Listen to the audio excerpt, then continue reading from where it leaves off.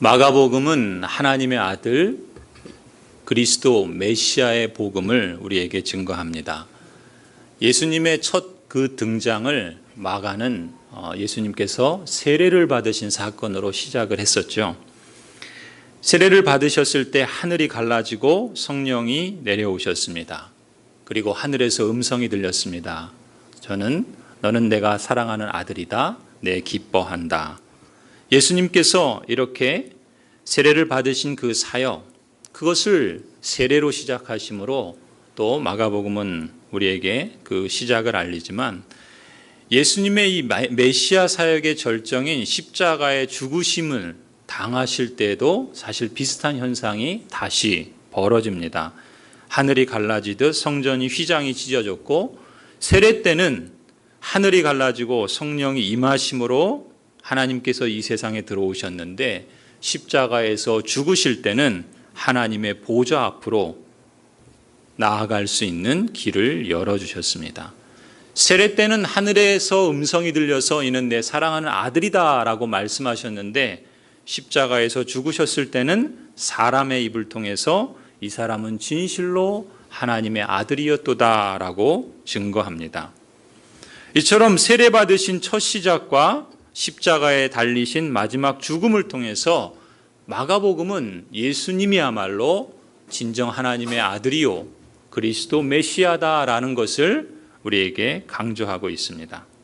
이렇게 세례를 받으신 예수님께서 곧 광야로 내몰리셔서 시험을 받으십니다.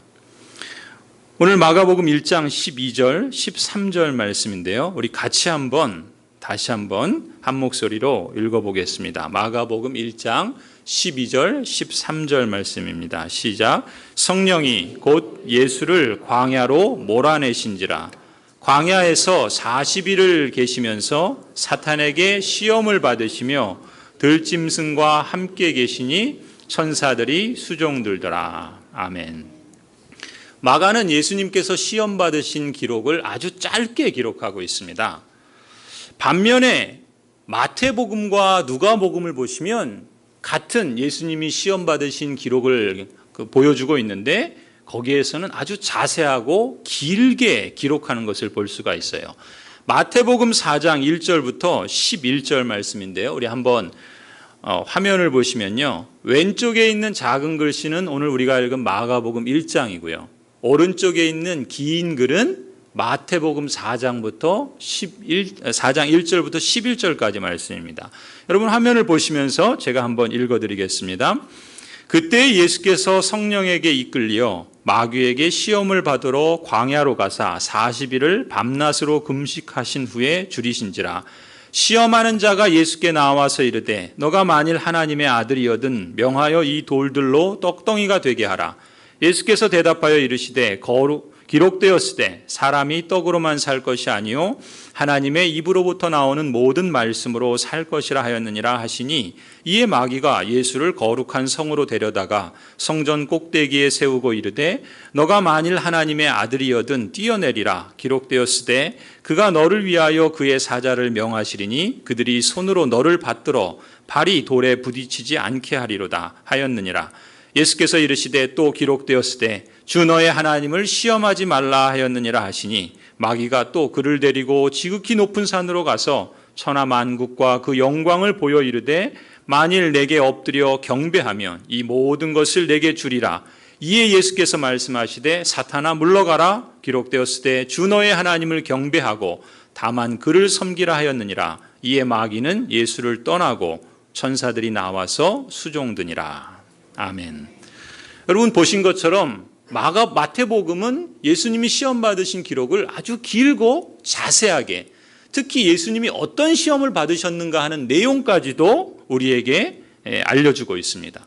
그런데 마가복음을 보시면 단 2절로 아주 짧게 기록하고 있지 않습니까? 특히 마가복음에서는 예수님이 어떤 시험을 받으셨는지 구체적인 내용조차 언급하지 않습니다. 반면에 이 마가복음을 보시면요, 이 2절밖에 안 되는 짧은 구절 안에 그렇게 길게 기록한 마태복음에도 없는 표현을 쓰고 있어요. 무엇을 표현하고 있는가? 가령 13절을 보시면 예수님이 들짐승과 함께 계시니라는 표현을 쓰고 있어요. 마태복음에는 그 긴 구절에도 나오지 않는 말씀입니다. 더군다나 마태복음은 여러분 밑줄 근 걸 보시면 예수께서 성령에게 이끌리어 마귀에게 시험을 받으러 광야로 가사 40일을 금식하셨다. 성령에게 이끌리셨다라고 표현하고 있는데 마가복음을 보시면 뭐라 그럽니까? 성령이 곧 예수님을 광야로 몰아내셨다라고 기록하고 있단 말이죠. 좀 다른 표현을 쓰고 있다는 거예요. 그냥 이끌리는 정도가 아니라 성령께서 예수님을 몰아내실 정도로 강한 표현을 쓰고 있다는 것이죠. 그래서 오늘 우리가 이 마가복음을 보면서 우리가 두 가지를 함께 살펴보려고 합니다. 첫째는요, 마가복음은 이렇게 다른 복음서에 비해서 시험받은 예수님에 대해서 아주 짧게 기록하고 있음에도 불구하고 이 점을 통해서 마가가 전하려 하는 메시지가 무엇인가 하는 점입니다. 그리고 두 번째는 그런 독특한 그런 기록이 우리에게 어떤 의미를 주는가라는 것을 우리가 함께 이 시간 살펴보려고 합니다. 먼저 이 마가복음을 이해하실 때는요, 예수님을 이 출애굽한 이스라엘과 연결시키고 있다는 것을 우리가 주목할 필요가 있습니다. 특히 예수님을 출애굽한 이스라엘과 연결시키는데 무엇으로 연결하냐면 세례와 광야에서의 시험이 그 연결고리가 돼요. 우리 다음 화면을 한번 보여주시겠습니까? 자, 이제 출애굽한 이스라엘, 구약의 출애굽한 이스라엘과 신약의 예수님을 연결시키는데 세례와 광야의 시험으로 마가복음은 연결하고 있다는 거예요. 우선 마가는 우리가 지난주에 살펴본 것처럼 예수님의 첫 등장을 무엇으로 시작했습니까? 세례 받으시는 사건으로 시작을 하셨어요. 예수님께서 요단강에서 세례를 받으셨습니다. 그리고 이어지는 본문이 오늘 우리가 읽은 12절, 곧 성령께서 예수님을 광야로 몰아내셔서 40일 동안 시험을 받게 하십니다. 그런데 이 세례와 이 광야 시험은요, 여러분 화면에 보시는 것처럼 출애굽한 이스라엘이 밟았던 똑같은 과정이기도 합니다. 애굽 땅에서 이스라엘은 400년 동안 종살이를 하죠. 노예로 삽니다. 그런 이스라엘 백성들을 하나님께서 그들에게 임재하시고 하나님의 놀라운 능력으로 그들을 건져내 주시죠. 어떻게 건져내 주십니까? 홍해 바다를 건너게 하심으로 건져내십니다. 그런데 성경은요, 이 홍해 바다 건넌 사건을 두고 이스라엘이 세례를 받았다 이렇게 표현한다는 거예요. 고린도전서 10장 1절부터 4절 말씀인데요. 우리 같이 한번 읽어볼까요? 같이 읽겠습니다. 시작. 형제들아, 나는 너희가 알지 못하기를 원하지 아니하노니 우리 조상들이 다 구름 아래에 있고 바다 가운데로 지나며 모세에게 속하여 다 구름과 바다에서 세례를 받고 다 같은 신령한 음식을 먹으며 다 같은 신령한 음료를 마셨으니 이는 그들을 따르는 신령한 반석으로부터 마셨음에 그 반석은 곧 그리스도시라. 아멘. 본문에 모세에게 속한 우리 조상들은 누구를 말하겠습니까? 출애굽한 이스라엘 백성들을 말하겠죠. 그러면 다 그들이 구름 아래에 있고 그리고 바다 가운데에 지났다라는 표현이죠. 어떤 사건을 염두에 두고 이렇게 쓰겠습니까? 홍해 바다를 건넌 사건을 두고 말하는 거겠죠. 하나님의 임재의 영광이 그들 가운데 있고 그들을 인도하셔서 그 거친 그 바다를, 그 홍해를 마른 땅을 건너듯 건너게 하신 이 사건을 말하고 있는 것입니다. 그런데 이 본문을 보면 뭐라 그래요? 이 홍해 바다를 건넌 일을 두고 뭐를 받았다 표현합니까? 그렇죠. 세례를 받았다 이렇게 표현한다는 거예요. 그러니까 이 출애굽한 이스라엘 백성들은 지금 바다를 건넜는데 신약 성경에서는 그 사건을 세례받은 것과 연결시키고 있다는 것이죠. 그러면 이스라엘 백성들이 홍해를 바다를 건너서 곧 세례를 받은 후에 이들이 어디로 갑니까? 어디로 가죠? 광야로 갑니다. 약속의 땅 가나안으로 곧바로 가는 것이 아니라 그 가나안 땅에 도착하기 위해서 이스라엘 백성들은 어디를 거쳐야 했습니까? 광야를 거쳐야 했어요. 그것도 광야 생활을 몇 년 동안 하죠? 40년 동안 합니다. 40년 동안 광야 생활을 하는 거예요. 그리고 그 광야에서, 광야는 어떤 곳입니까? 물도 없는 것이고 먹을 것도 없는 곳이에요. 그야말로 금식하고 줄이는 것과 같은 그런 고난의 땅이 광야인데, 그 광야를 이스라엘 백성들은 40년 동안 시험을 받았던 것이죠. 그런데요, 이 광야로 인도한 분이 누굴까요? 이스라엘 백성들을 광야로 인도한 분이 누구겠습니까? 출애굽기 13장 17절 18절을 한번 보시겠습니다. 우리 출애굽기 13장 17절 18절 우리 같이 한번 읽겠습니다. 시작. 바로가 백성을 보낸 후에 블레셋 사람의 땅의 길은 가까울지라도 하나님이 그들을 그 길로 인도하지 아니하셨으니 이는 하나님이 말씀하시기를 이 백성이 전쟁을 하게 되면 마음을 돌이켜 애굽으로 돌아갈까 하셨습니다. 그러므로 하나님이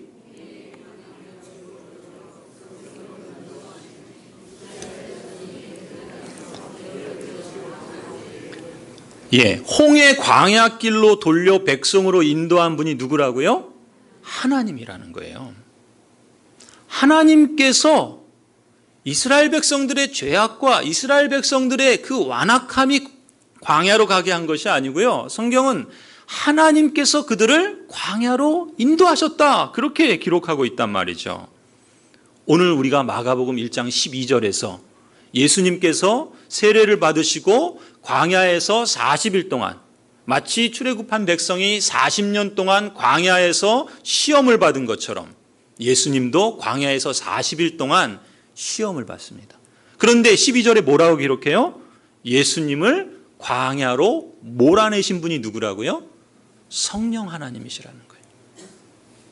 그렇게 보면 정리를 해보면 어떻게 되겠습니까? 출애굽한 이스라엘 백성이 홍해에서 세례를 받고 하나님의 인도로 광야로 몰아내져서 40년 동안 시험을 받은 것과 예수님께서 요단강에서 세례를 받으시고 성령 하나님의 인도로 광야에 몰아내져서 40일 동안 시험 받은 것이 서로 연결되어 있는 것이죠. 이것이 마가복음에서 독특하게 우리에게 말씀해 주고 있는 점이에요. 왜 그랬을까? 마가는요, 이 마가복음은 마태복음이나 누가복음처럼 예수님이 광야에서 시험 받으신 내용, 우리가 보통 알고 있잖아요. 3가지 시험을 받으셨죠. 거기에 지금 초점을 두고 있는 게 아니에요. 예수님이 어떤 시험을 받았느냐라는 것을 말씀하는 데 초점을 두고 있는 것이 아니라 지금 예수님의 첫 등장을 출애굽한 이스라엘의 홍해를 건넌 사건, 그리고 광야에서 시험받은 사건, 그것과 연결시키면서 이 복음을 처음 들었던 성도들에게 예수님이 어떤 메시아인가를 확인시켜주고 있는 겁니다. 그리고 그 예수 그리스도를 따르는 제자들이 그 그리스도를 어떻게 따라야 하는가를 강조하고 싶은 겁니다. 자, 그것이 그러면 어떤 의미인가라는 것을 우리가 좀 더 살펴보려고 합니다. 하나님께서 이 출애굽한 이스라엘 백성들을 하나님께서 친히 광야로 인도하셨다 그랬어요. 왜 광야로 인도하셨을까요? 하나님께서 그렇게 하셨다면 의도와 목적이 있지 않겠습니까? 신명기 8장 1절부터 6절을 한번 보십시다. 신명기 8장 1절부터 6절인데요. 이 신명기 8장은 모세가 광야 생활에 대한 의미를 이 출애굽 2세대들에게 설교하는 대목이에요. 그러니까 출애굽한 이스라엘 백성들 1세대들은 사실 그 광야 생활을 통해서 하나님께 불순종해서 다 죽습니다. 누구만 빼고요? 여호사와 갈렙만 빼고. 그리고 출애굽 2세대들이 지금 약속의 땅 가나안을 눈앞에 두고서 그 땅으로 들어가기 일보 직전에 모세가 그 2세대들에게 설교한 내용이 바로 이 신명기 내용이에요. 그렇다면 이 모세는 왜 하나님께서 우리를, 하나님의 백성들을 이 광야로 인도하셨는가? 그걸 설명하는데 우리 같이 한번 읽겠습니다. 신명기 8장 1절부터 6절까지인데요. 같이 함께 읽겠습니다. 시작. 내가 오늘 명하는 모든 명령을 너희는 지켜 행하라.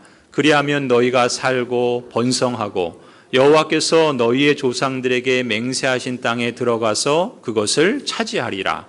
내 하나님 여호와께서 이 40년 동안에 내게 광야길을 걷게 하신 것을 기억하라. 이는 너를 낮추시며 너를 시험하사 내 마음이 어떠한지 그 명령을 지키는지 지키지 않는지 알려 하심이라.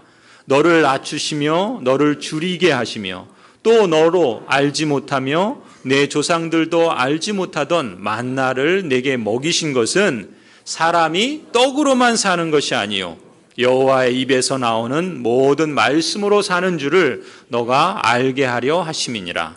이 40년 동안에 내 의복이 헤어지지 아니하였고 내 발이 부르트지 아니하였느니라. 너는 사람이 그 아들을 징계함 같이 내 하나님 여호와께서 너를 징계하시는 줄 마음에 생각하고 내 하나님 여호와의 명령을 지켜 그의 길을 따라가며 그를 경외할지니라. 아멘. 왜 광야로 인도하셨다고요? 2절을 보시면 너를 낮추시고 너를 시험해서 너의 마음이 어떤지 내 그 명령을 지키는지 안 지키는지를 알게 하기 위한 목적이라는 거예요. 또 3절도 그러죠. 사람이 떡으로만 사는 것이 아니라 하나님의 입에서 나오는 모든 말씀으로 사는 줄을 너희가 알게 하기 위한 의도라는 거예요. 또 6절도 말하죠. 너가 너의 하나님 여호와의 명령을 지켜서 그의 길을 따라가며 하나님을 경외하는 것을 배우도록 하기 위해서 하나님께서 친히 그 백성을 광야로 인도하셨다. 이렇게 지금 설명하고 있다는 겁니다. 한마디로 성도들이 마음을 낮추고 하나님을 의지하며 살라고.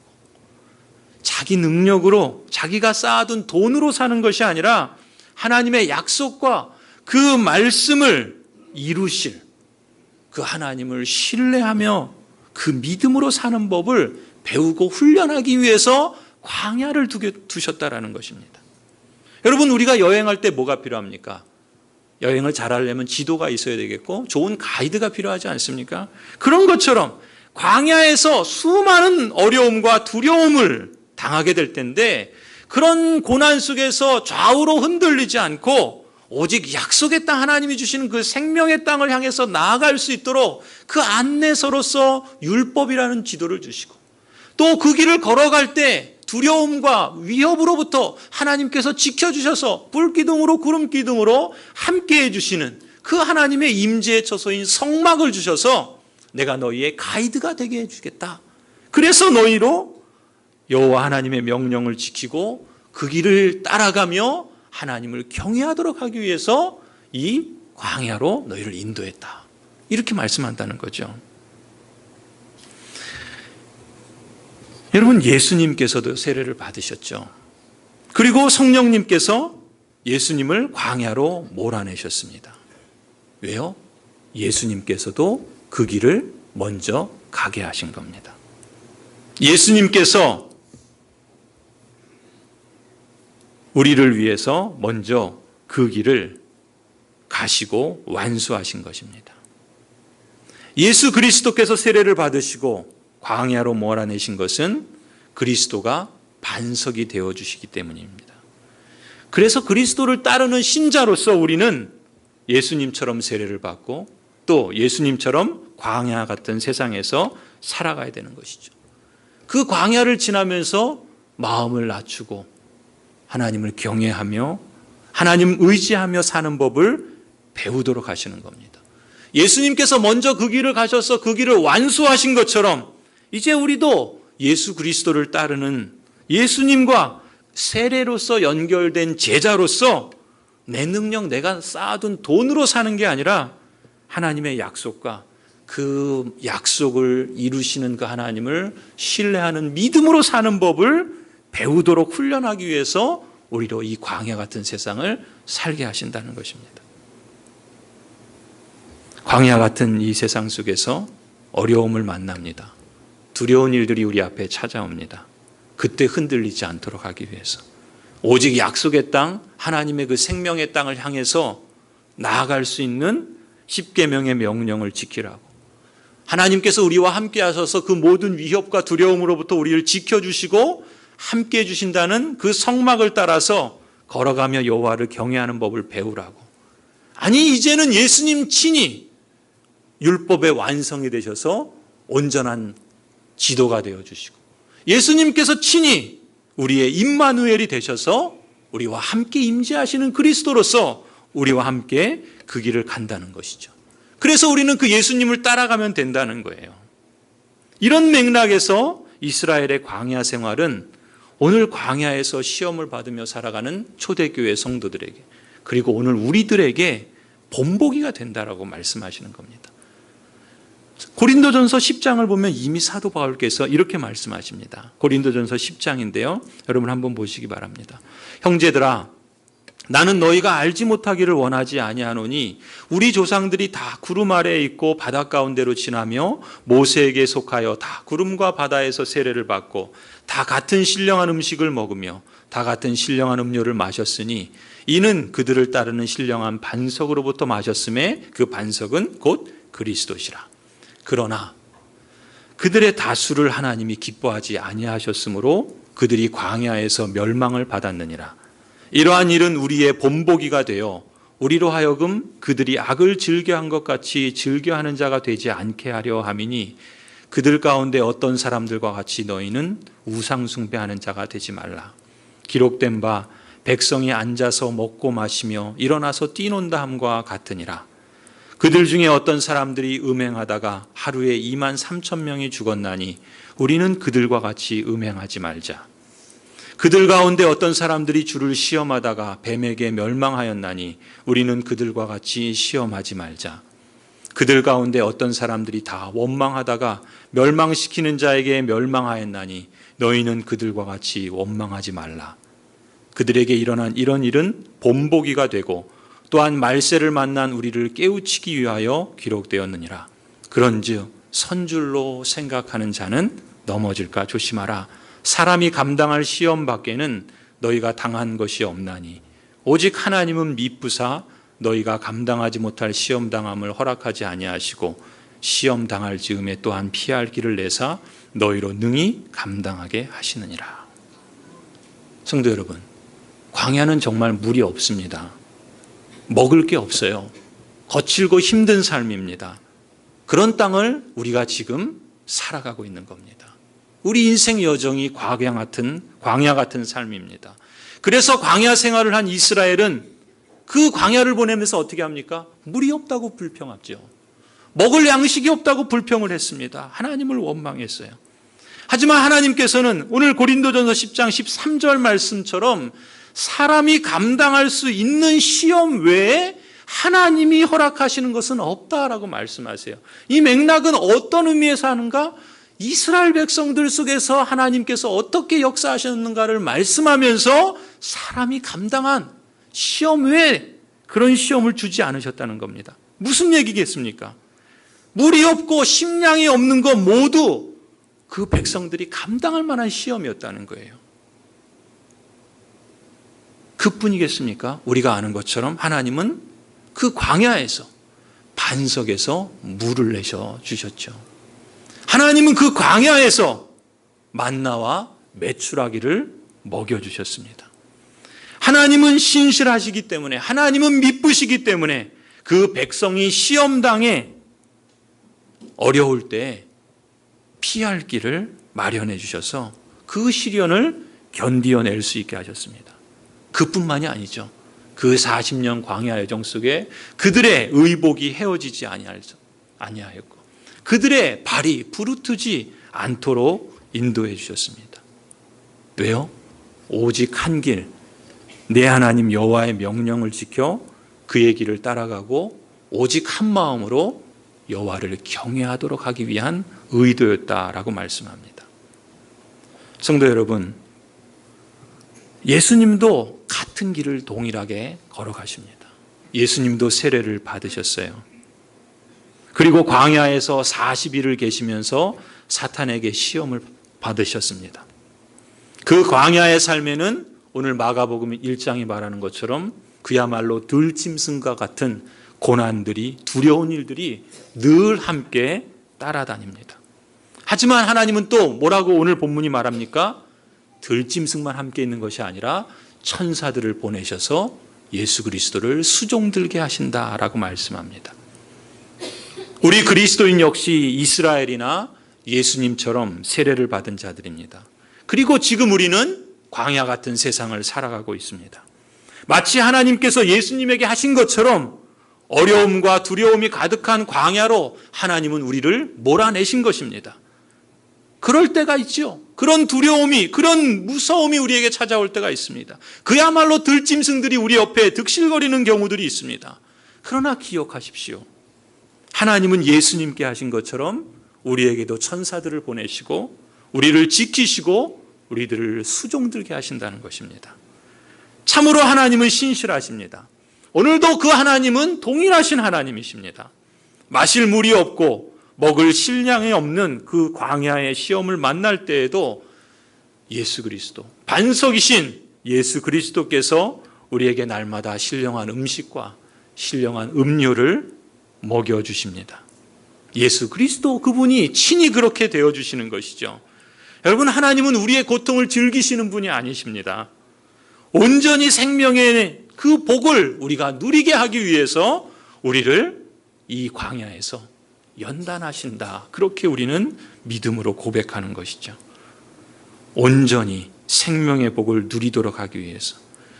하나님은 우리에게 감당할 수 없는 우리의 능력 이상의 시련을 겪는 것을 허락하지 않으십니다. 오히려 시련을 당할 때 벗어날 길도 마련해 주시고 우리가 견디어낼 수 있도록 우리와 함께 하시는 우리의 아버지이십니다. 하나님이 당신의 마음을 이렇게 표현하십니다. 내 아들을 아끼지 아니하고 너희를 위해 내어주었는데 내가 그 아들과 함께 모든 것을 너희에게 선물로 주지 않겠느냐. 성도 여러분, 그렇다면 우리가 이 예수님을 어떻게 뒤따라야 하겠습니까? 히브리서 5장 7절부터 10절을 한번 같이 보시겠습니다. 히브리서 5장 7절 10절 우리 같이 함께 읽겠습니다. 시작. 그는 육체에 계실 때 자기를 죽음에서 능히 구원하실 이에게 심한 통곡과 눈물로 간구와 소원을 올렸고 그의 경건하심으로 말미암아 들으심을 얻었느니라. 그가 아들이시면서도 받으신 고난으로 순종함을 배워서 온전하게 되셨은즉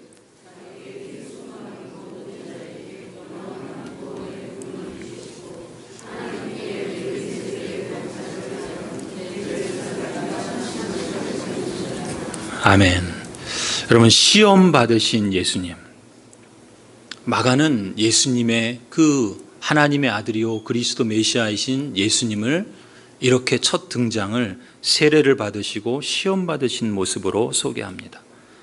하나님의 아들이요 그리스도 메시아이신 분이십니다. 그런 하나님의 아들 그리스도께서도 육체로 계실 때, 곧 광야 같은 세상에 사실 때 우리처럼 고통을 당하셨다라고 말씀합니다. 메마르고 두려운 광야, 그 광야의 그 고난 그 가운데 예수님은 어떻게 하십니까? 아버지께 부르짖습니다. 아버지께 부르짖어요. 왜요? 이 광야 같은 죽음의 길에서 자기를 구원하실 수 있는 유일하신 길이 하나님 아버지이기 때문에 그렇습니다. 그걸 믿고 그 아버지께 어떻게 부르짖습니까? 큰 부르짖음과 많은 눈물로써 간구와 소원을 올리셨습니다.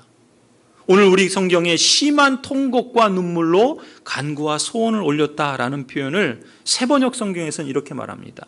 큰 부르짖음과 많은 눈물로써 간구와 탄원을 아버지께 올려드렸다. 누가요? 하나님의 아들이신 그리스도 메시아께서.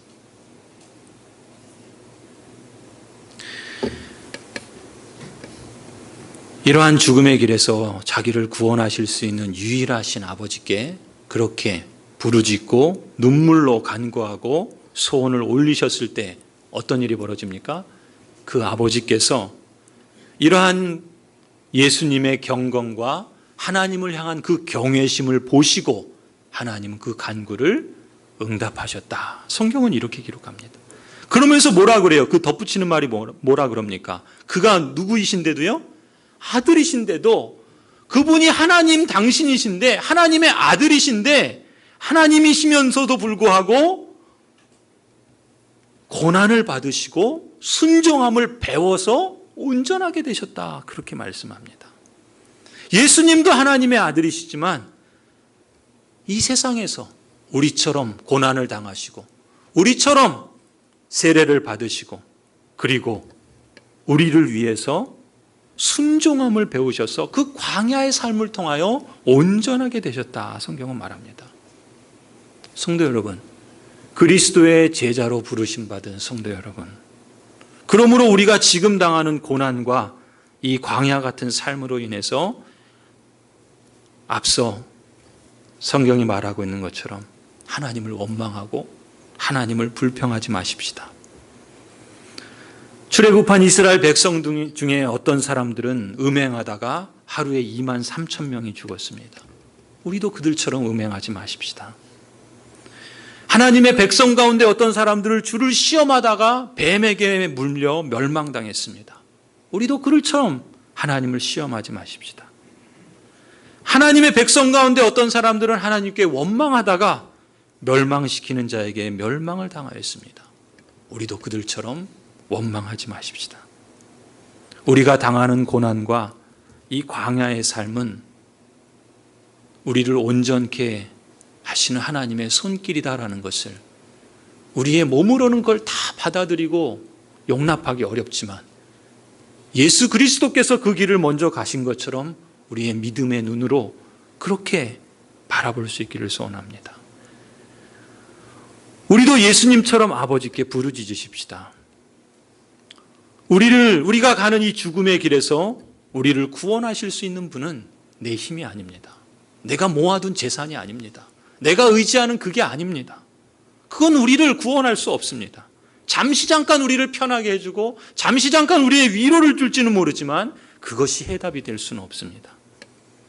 예수 그리스도께서도 그 죽음에서부터 구원할 수 있는 유일한 한 분, 아버지께 큰 부르짖음으로 외칩니다. 눈물로 하나님께 간구합니다. 큰 부르짖음과 많은 눈물로 그렇게 간구하고 소원을 올려드릴 때 하나님께서, 우리도 그와 같은 예수 그리스도의 뒤를 좇을 때 하나님께서 얼마든지 우리의 경건과 경외함을 보시지 않겠습니까? 보실 뿐만 아니라 우리의 그 부르짖음을 들어주실 줄 믿습니다. 예수님도 그러신 것처럼 우리도 고난을 통해서 순종을 배우고 하나님의 자녀로서 온전하게 되는 것을 우리의 신앙의 목표로 삼았으면 좋겠습니다. 자기 아들을 아끼지 아니하시고 우리를 위해서, 모든 성도들을 위해서 내어주신 하나님 아버지께서 그 아들과 함께 모든 것을 우리에게 신실하게 인도해 주실 줄 믿습니다.